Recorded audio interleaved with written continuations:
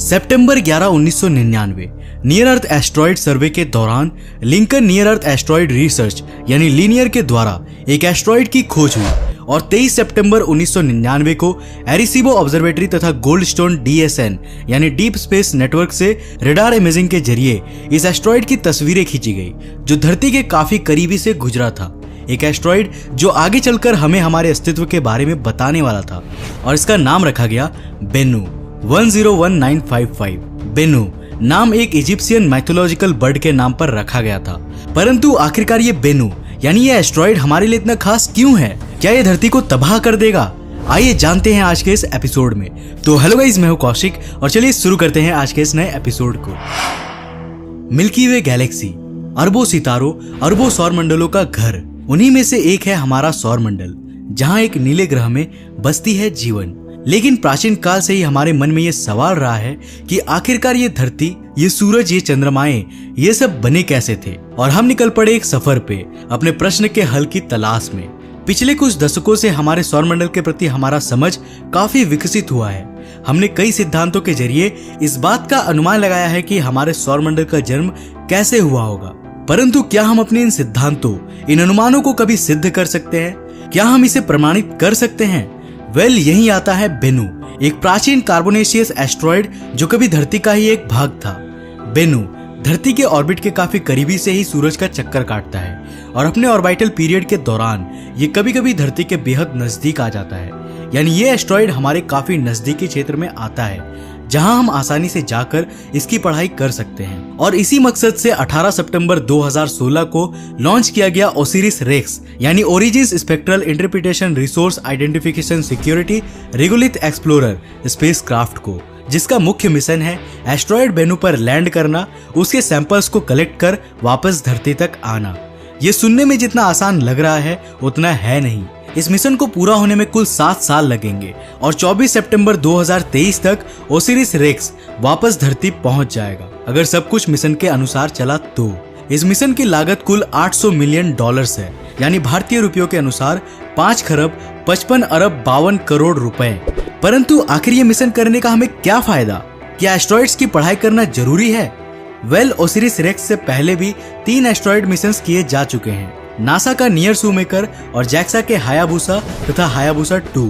इनमें से जैक्सा द्वारा किया गया हायाबुसा मिशन एक्सीडेंटली इतोकावा नामक एस्ट्रॉइड पे करीब आधे घंटे तक रुक गया था और कुछ मात्रा में सैंपल डस्ट कलेक्ट कर वापस धरती तक आया था। परंतु बेनू पे किए जा रहे ओसिरिस रेक्स मिशन में हम पहली बार एक सफल तरीके से किसी एस्ट्रॉइड पर लैंड कर अधिक मात्रा में सैंपल्स को कलेक्ट कर वापस धरती तक लाने का प्रयास करेंगे।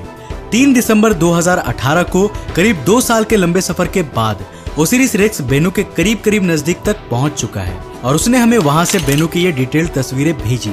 इन तस्वीरों से हम पहली बार किसी एस्ट्रॉइड को इतने करीबी और इतनी बारीकी से देख पा रहे हैं। लेकिन आप सबके मन में ये प्रश्न जरूर आता होगा कि इस एस्ट्रॉइड की पढ़ाई करना क्यों जरूरी है? जैसा कि मैंने आपको शुरुआत में ही बताया था कि हम मनुष्य प्राचीन काल से ही इस प्रश्न का उत्तर ढूंढ रहे हैं कि आखिर हमारा ये सौर मंडल कैसे जन्मा था, और बेनू इसमें हमारी मदद कर सकता है। बेनू के मिनरोलॉजी तथा केमिकल नेचर की पढ़ाई कर हम ये जान सकते हैं कि शुरुआती दौर में सौर मंडल की रचना कैसे प्रारंभ हुई थी। बेनू अन्य एस्ट्रॉइड्स की तुलना में काफी खास है।